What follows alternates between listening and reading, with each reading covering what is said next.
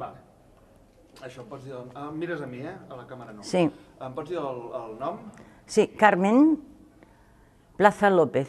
Molt bé. A veure, explica'm d'on ets. Mira, vaig néixer a Almeria, capital. Llavors vaig néixer, m'he criat, m'han educat i he fet la carrera de magisteri. I llavors vaig conèixer un noi de la Garriga i vaig venir aquí a la Garriga, em vaig casar amb ell. Malauradament no ens vam entendre massa i al tenir un fill en comú jo vaig dir, sí, queda't a la Garriga i així el pare i el nen en aquell moment doncs es podien veure i tenien una relació dintre de tot fluida. I llavors, a partir d'aquí, em vaig quedar. Primer vaig entrar a l'escola de postgraciós i com que no tenia oposicions, vaig fer oposicions a l'Ajuntament i des de llavors han passat 41 anys. A l'Ajuntament? A l'Ajuntament de la Garriga. Això, quan vas venir cap aquí, ja tenies idea del que era el català? No, m'agradava molt Serrat. En Joan Manel Serrat m'agradava molt, les meves companyes de classe en aquell moment em retallaven coses de revistes i coses així, i sabia la cançó Paraules d'amor amb un accent una mica peculiar, però en català. Era l'única cosa que sabia en català. Així que, quants anys tenies? 19 anys, no? 19. Com és, diguem-ne, com es viu la decisió de marxar del lloc on has viscut els primers 19 anys i arrelar-te, diguem-ne, per arrelar-te a una altra banda, sigui on sigui? Sí, d'entrada, com que era per casament, una mica va ser venir al lloc del meu marit d'aquell moment, no? I una mica aviam com ens anava.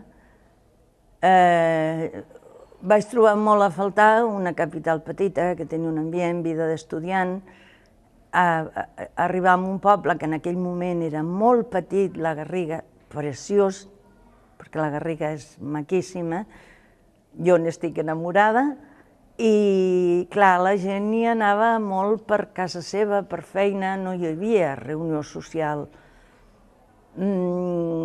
No sabia on anava la gent. Vaig anar una vegada a la biblioteca de la Caixa de Pensions i només hi havia criatures estudiant, no hi havia persones grans. Una altra vegada vaig anar a l'estació i sí, hi havia un moviment de gent que anaven i venien de Barcelona o de Vic, però tampoc no era lloc de reunió. Llavors hi havia l'Aquari, una cafeteria que era l'única cafeteria que, diguéssim, era una mica mixta, perquè els altres bars eren més aviat d'homes. Parlo de molts anys. I alguna vegada hi anava allà a l'Aquari i m'hi trobava amb amics i amigues, però més aviat dies de festa. Va ser una mica dur. Però davant de casa meva hi vivia una senyora que és molt de pagès, que tenia una botiga de fruites i verdures i és la meva primera professora de català, perquè era amb la que realment hi parlava català. Me l'estimo molt. El català el vas anar aprenent parlant o tenies facilitats per aprendre en algun lloc? No, el vaig intentar aprendre parlant, i amb la senyora Montserrat. Després, sí, un cop el meu fill va ser més gran, edat de guarderia, llavors la senyora Núria Albó ens va fer classes als pares per no dir barbarismes. Allò de no el bussón, sinó la bústia, etc. Que això els catalans també ho dèiem. Sí, sí, sí, sí. Llavors aquí vaig una mica afinar el coneixement de català. La Núria, abans de ser alcaldessa, això va ser? Abans de ser alcaldessa. Doncs fa temps, això, Sí. Quin any era això? Seria en l'any... L'Andreu va néixer en el 72, en el 73 o 74. Vale. Ja final del franquisme... Sí, no, però encara hi vivia, el dictador. Sí. En aquell moment, de totes maneres, el fet d'aprendre català, diguem-ne, ja no estava tan regulat o tan prohibit com abans, no? Clar, abans jo ho ignoro. Abans no es podia. Abans, segons tinc entès, no es podia, però jo quan vaig arribar aquí, i no per esperit de contradicció, sinó perquè si arribes a un lloc intentes fer-te, no?, del lloc. Vaig començar a xapurrejar-ho una mica i la veritat era bastant gratificant perquè la gent m'hi ajudava. Llavors una altra cosa, clar, diguem-ne, el seu futur marit era de la Garriga. No, el passat. No, sí, però en aquell moment era el futur. Sí, bueno, vaig venir ja casada, ja vaig venir marit. Quan es van conèixer no estaven casats. No, evidentment, ens vam conèixer a Almeria. Llavors el futur marit, diguem-ne, era de la Garriga, vostè d'Almeria, tenia la vida feta a Almeria. Estava estudiant. Per què la decisió va ser anar a la Garriga i no que ell anés a Almeria? Perquè ell tenia la feina aquí, Almeria estava fent el servei militar i vàrem pensar de venir a provar si ens anava bé aquí. I jo vaig intentar adaptar-me a tot el que vaig poder, perquè sí, perquè em va agradar molt l'entorn. Això, l'acolliment per part de la gent de la Garriga, diguem-ne... Fantàstic, fantàstic. Vull dir, la gent molt maca. D'entrada, era una mica allò de dir, bueno, deu ser de la colònia, inclús, m'havien dit alguna vegada. No, sóc la dona de l'Andreu. Vale. Tu has vingut d'Almeria. Sí. O sigui, era un poble molt petit, molt petit. Ens coneixíem tots. Tothom estava al corrent, diguem. Sí. Això, la primera impressió d'arribar a la Garriga, quina va ser? L'entorn físic, preciós. Però pensava, és molt poble. És qüestió de superar-ho. Llavors, la comunicació amb la família, diguem-ne, a Almeria, com... Molt fluida, telefònicament, per això. Un cop a la setmana, no era tampoc com ara que portes el mòbil i t'envies whatsapps o no sé, o parles en qualsevol moment. En aquell moment hi havia una centraleta telefònica a la plaça. I llavors tenies de venir a posar una conferència per parlar amb els pares. Una mica complicat, però per sort superat. Eres l'única de la família que va venir cap aquí? Sí. És un cas estrany, diguem, perquè normalment quan ve un cap aquí, normalment arrossega... S'emporta gent, però esclar, tota la meva família tenia la seva vida feta allà. O sigui, diguem-ne que es guanyaven bé la vida allà. Sí, per sort sí. Clar, perquè hi ha gent que, diguem-ne, que hi treballava, però com que van tenir molts fills, amb el d'allà no tenien prou, llavors venien cap aquí, no és que no treballessin. Sí, no, és que mancava la feina i hi havia una diferència social bastant elevada. Hi havia classe mitja alta i classe baixa, directament, O sigui, peonatge.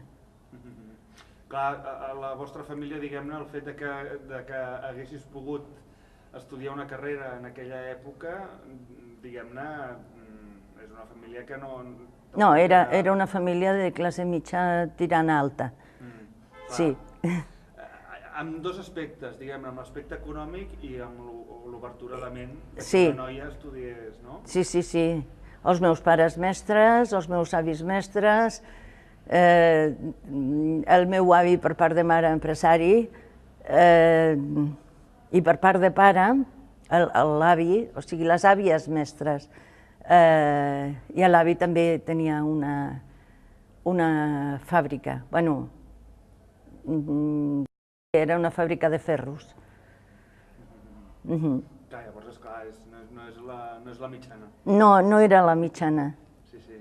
No, després vaig venir aquí, vaig baixar una mica de nivell econòmic i bé, tampoc no era una classe baixa. Ja, o sigui que... Tenia per viure. Exacte. I llavors, com que tampoc l'ambició no és el meu, molt bé, cap problema. Des que vas venir fins que vas tornar a Almeria de visita, va passar gaire temps? No, que va. No va arribar ni un any. Sí, i intento, si puc, un any sí, un altre no, màxim, anar a veure el que és Almeria, el que són els meus parents que queden, perquè malauradament han mort molts. La meva germana continua allà, de fet té 9 anys més que jo, i diu que es troba gran per canviar de lloc. Bé. Perquè de germans quedeu vosaltres dues? Sí, no, és que només érem dues. Éreu dues? Sí. Val. Que ella vindria per estar més a prop, però que es troba gran. Sí, es troba gran i no vol donar feina. És una mica això. Llavors, veniu vosaltres, venid vosotros. Venid vosotros, no os cuesta tanto. Clar, pel que em comentes de la teva família, també era una família més oberta que la mitjana, diguem-ne, pel que respecta a la concepció que tenien de Catalunya, no? Sí, per suposat que sí. No... Jo crec que no hi havia cap prejudici sobre... Alguna vegada hi havia sentit alguna cosa una mica lletja, sense anar més lluny, un alumne del meu pare i ha vingut aquí a Catalunya a treballar i quan va arribar una de les vegades, el cotxe, totes aquestes coses d'aquella època, parlo dels anys 60 perquè jo era petita, molt petita, y el meu pare va dir, Juan, qué contento estoy, te ha ido muy bien, ¿no?, en Catalunya, i li havia portat un obsequi. Y llavors li va dir, esos catalanes lo que están haciendo es aprovechándose de mí porque trabajo mucho. Y llavors el meu pare li va dir, por favor, llévate el obsequio que me has traído y no vuelvas a pensar en mí si acaso. Porque una persona que te ha acogido en su tierra, que en definitiva, vale, es la tuya, que te estás ganando la vida, pero que contestes así, de esta forma, no me ha gustado nada. No es lo que yo te enseñé. I això em va impactar molt, i era molt petita jo. Sí, perquè és veritat, a veure, és veritat que la immensa majoria de la gent que va venir va treballar molt per aconseguir un estatus. Evidentment. Ningú els hi ha regalat res. No, per suposat que no. Però una mica d'agraïment potser sí, no? Clar, l'agraïment jo crec, de totes maneres, després de parlar amb molta gent, no només aquí, perquè he fet aquest treball a altres llocs, l'agraïment ha de ser per les dues bandes. Evidentment, mutu. Sí. Diguem-ne, què ha portat, diguem-ne, a Catalunya, a la gent que ha vingut aquí a buscar, diguem-ne, no diria una vida millor, a buscar un lloc on poder desenvolupar la seva potencialitat, diguem, O sigui, què ha representat Catalunya per ells, però què han representat ells per Catalunya? Les dues coses. Bé, comencem per Catalunya i l'ordre que m'has demanat. Catalunya, jo penso, una estabilitat econòmica social, i ells per Catalunya, evidentment, mà d'obra,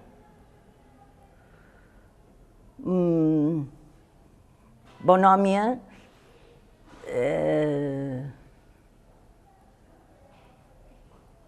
i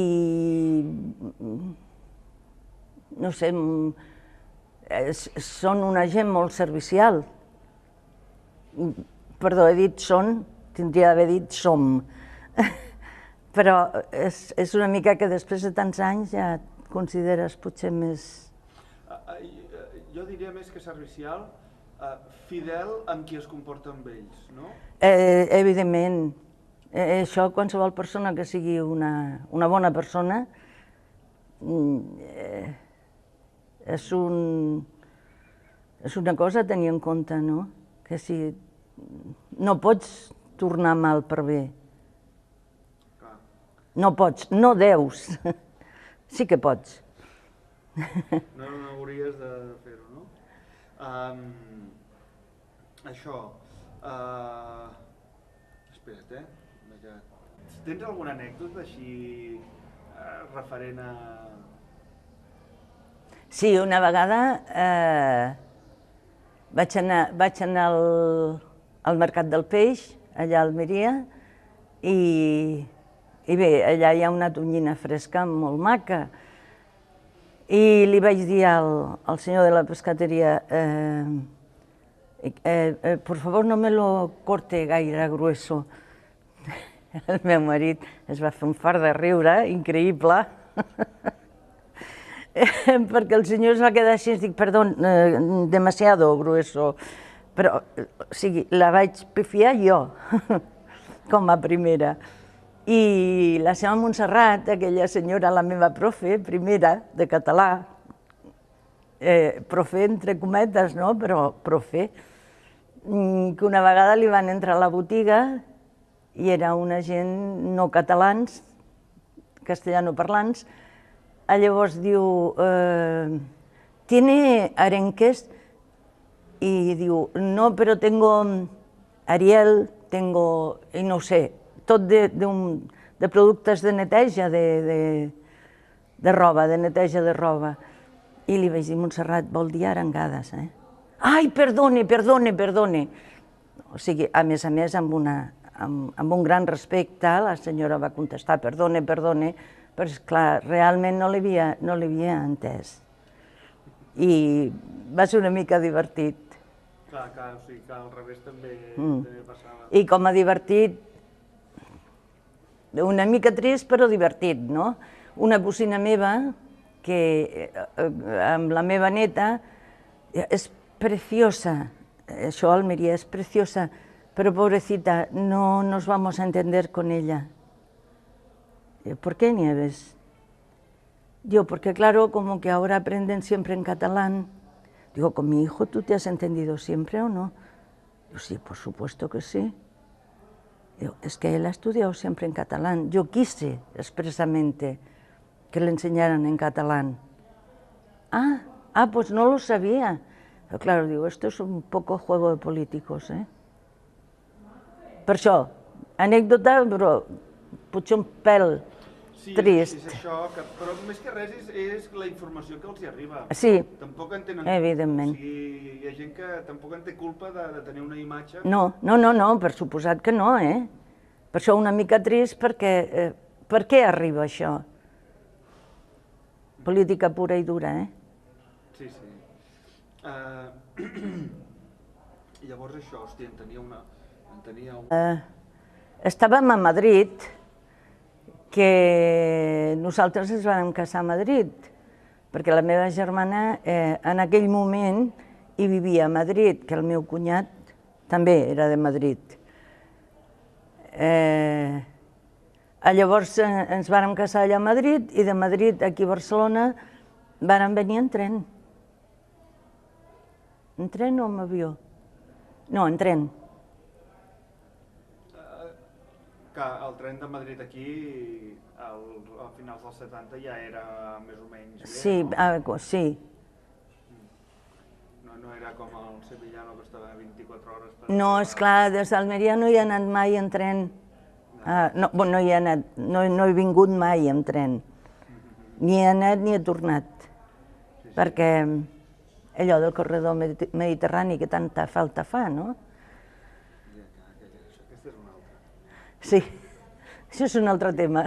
Això és un altre tema que no va molt documental, però no. Perquè, respecte al poble,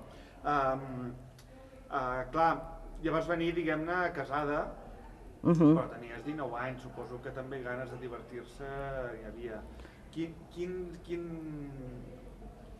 Quins llocs o quina manera de divertir-se hi havia en aquella època?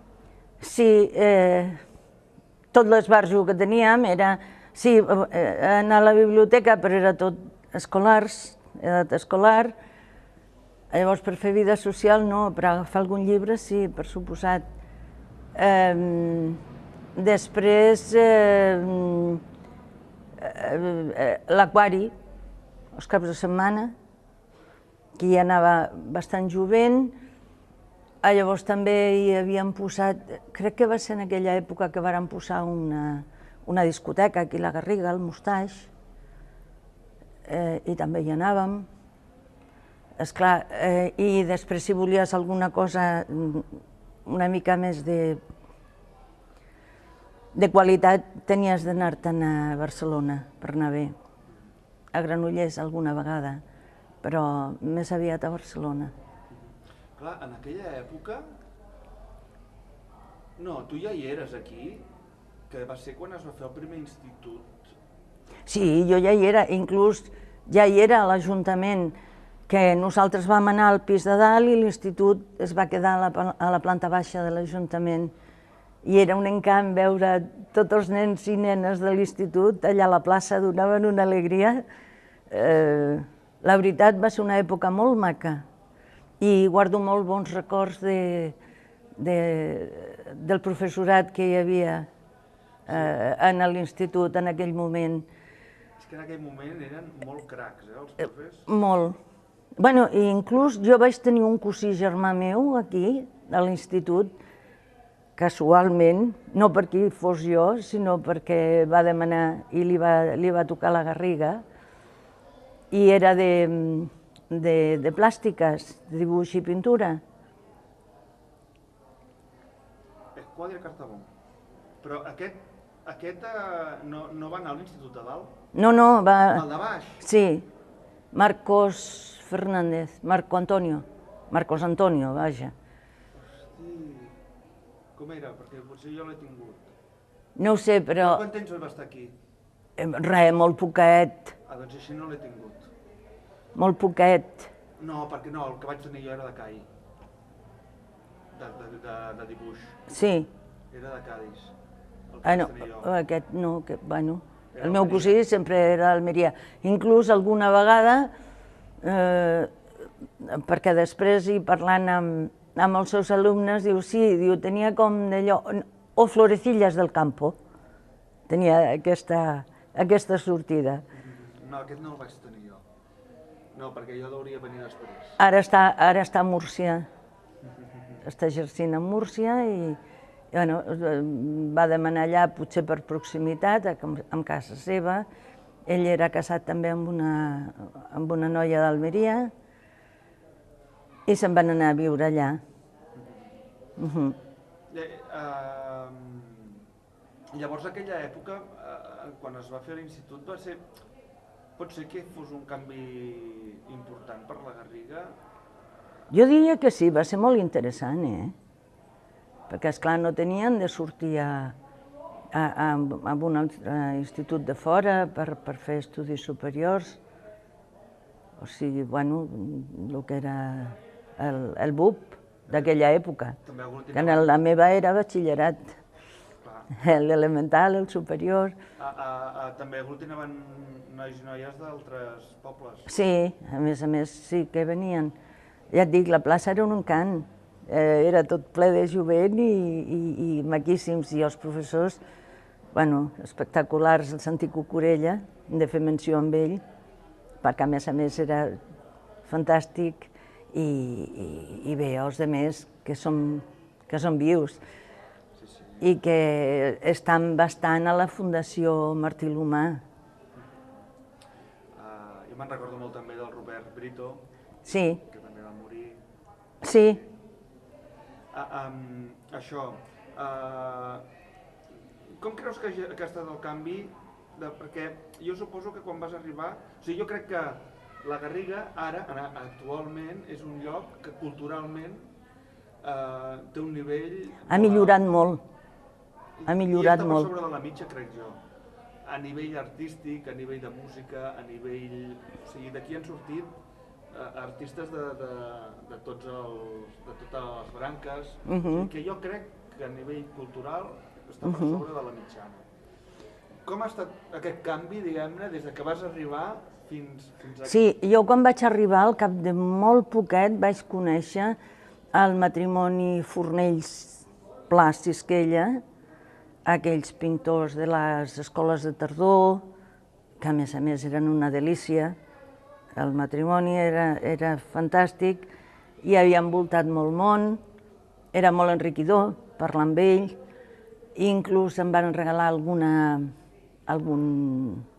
algun quadre d'ells, que els tinc a casa amb molt carinyo, i després també, clar, jo en aquella època hi escrivia una mica a la revista Vallès, era corresponsal del Correu Català, perquè llavors era en castellano, i la veritat, sí, la Garriga sempre ha hagut bastanta inquietud acadèmica, artística. Pot ser que el fet de ser un poble d'estiueig també influïa? Potser sí. Potser sí. Clar, no m'he parat mai a pensar per què, sinó que me l'havia trobat i ja et dic, jo estic encantada, I fa 43 anys que sóc aquí,